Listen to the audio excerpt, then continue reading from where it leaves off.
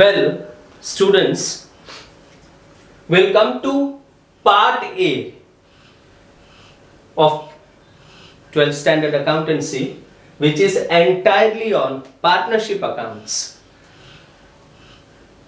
So first, let me tell you, 11th standard में आपने जो accounts पढ़ा, that was mainly related with sole proprietorship firms.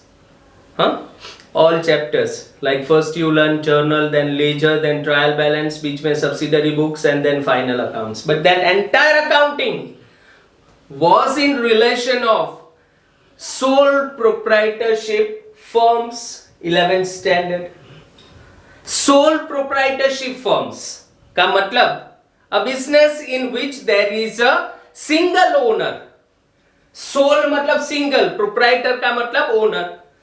तो a business in which there is a single owner is termed as sole proprietorship firms. Now we'll change the form of the business, and in part A of 12th standard we come to the next form of business that is known as partnership firms.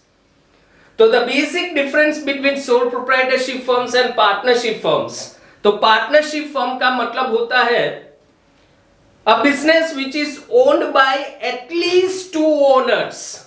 At least two owners having a common business, तो उसको हम बोलते हैं partnership firms. Well, 11th standard में guys, final accounts was almost the last chapter. The first chapter was basics, that is basic terms of commerce. Then the first book of accounts, recording, journal. Then subsidiary book. Then ledger, then trial balance and then final accounts. मतलब पहले आपने basic accounting सीखा कि कैसे recording होता है, कैसे classification होता है, कैसे समराइजेशन होता है, एंड लास्ट में कैसे फाइनल अकाउंट्स बनाते हैं. तो सोल प्रोप्राइटरशिप फाइनल अकाउंट्स में आपने ये तीन चीज बनाई 11th स्टैंडर्ड में. फाइनल अकाउंट्स में trading, PNL and balance sheet. अब डायरेक्टली इन 12th स्टैंडर्ड हम आते हैं सोल प्रोप्राइटरशिप फर्म्स में से पार्टनरशिप फर्म्स में. तो इन partnership firms again we are not suppose to learn the chapter of journal, subsidiary books, ledger, trial balance. No, because जो बेसिक अकाउंटिंग है, बेसिक बुक्स ऑफ अकाउंट्स है, इन सबको बेसिक बुक्स ऑफ अकाउंट्स बोलते हैं, जर्नल, लेजर को.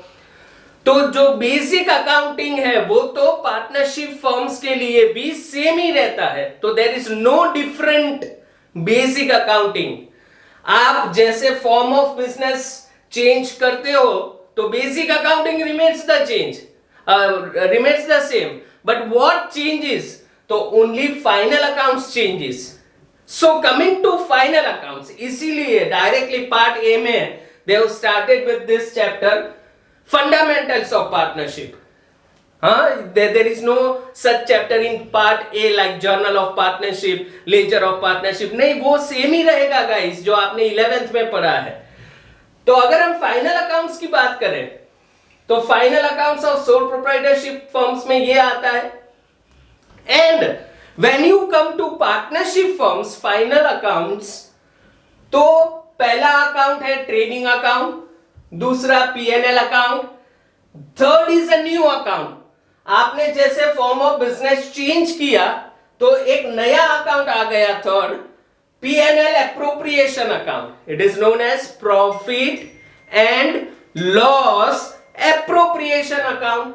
उसके बाद पार्टनर्स कैपिटल अकाउंट, उसके बाद partners current account and balance sheet.